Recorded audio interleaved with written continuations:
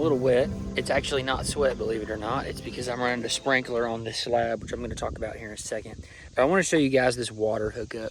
This is a temporary solution, but we always do this on our builds. My plumber comes out. It's one of the first things that happen after the perk test, after the permitting process. Immediately we have to have water.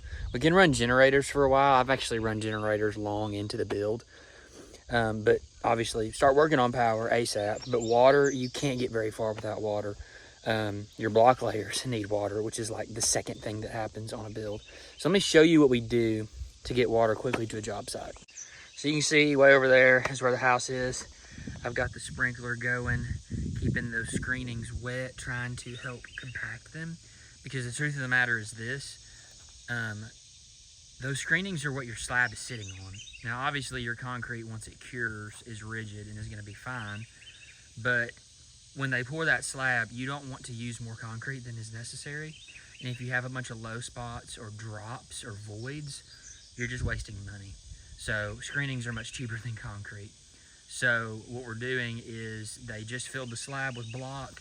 He ran over it all with the skid steer a lot, which compacts most of it in the middle. But around the L blocks, around the edges, a lot of times it's still very loose. Water helps so much compacting. It's actually one of the few things that helps, or it's actually one of the few times water is beneficial in building a house. And it's very dry here. So I'm running a sprinkler over the slab, getting it all nice and drenched. And I'm actually gonna do that every day until my plumber comes, which is honestly probably just gonna be a couple days from now. But that's why we're doing that. Now right here, we have our temporary water solution, and let me show you what we're doing. So I cut through the road here. This is our drive. You can see those are the other two houses we've done. We're down here on the end. So I cut through the road for the city. They needed a 3-foot trench under the road for the sleeve because the main water line's on that side of the road.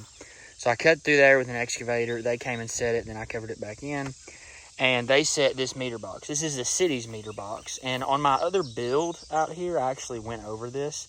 But essentially, there's a digital water meter in there that keeps track of how much water you use.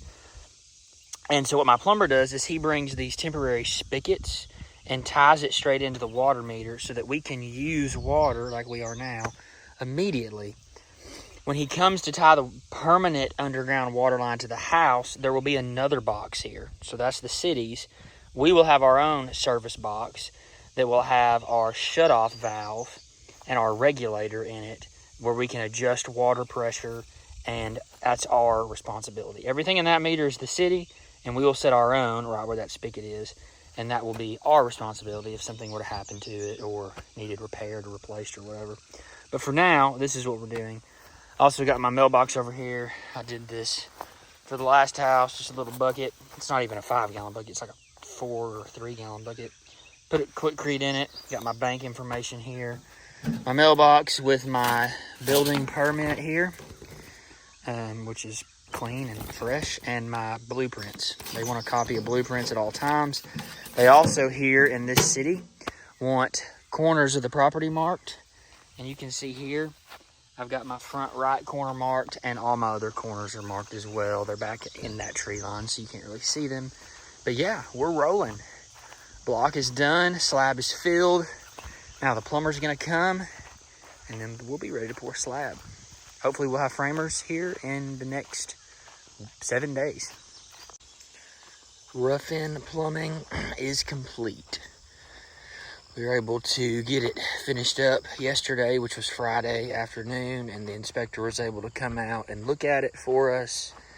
We also, that house right there, we got the final electrical inspection done yesterday, the final plumbing inspection done yesterday, and the final building inspection done yesterday to get the certificate of occupancy. So that house is officially 100% done, except for landscaping, which is not required to get a CO. And this house is officially ready to be prepped for a slab. Had my foundation guys out here grading this perfectly smooth yesterday. Our plumber's finished up, and we have got everything ready. Now, all that needs to happen is we need to have it sprayed by the pest service for termites and bugs. And then we can lay our wire, which is right there, or our visqueen first, our plastic 6 mil visqueen vapor barrier, and then our plastic on top of that, or our wire on top of that, and we can pour. Let's see, we got a hose bib there, and a hose bib there. We don't put them on the front just because we use a lot of white and light colors and they stick out like a sore thumb. One thing that's interesting about this plumbing, most of it's pretty typical. Plumbers do a really good job. Very clean, neat work, secure work. Is we do our dryer vents in our slab. That is allowed here. I know in some places it's not. You can see it's pretty shallow. The reason we do that is this washer dryer right here. So all these supply lines are for the water heater, which is in the garage right here. But inside the house, on this side of the block, is our washer dryer. That's the washer drain. This is the dryer. The reason we do that is because it's not an outside wall. We usually try to do our dryers and washers on exterior walls so you can just stub them directly out. But when it is on the interior wall, because that's what the homeowner wants, that's what the design is, that's fine. We just run it through the slab and out right here. That's our septic stub out. This is our dryer vent stub out. I would much prefer do this over running it up the wall and into the attic. I don't understand that. I don't like it. It makes me nervous, because gravity is a thing.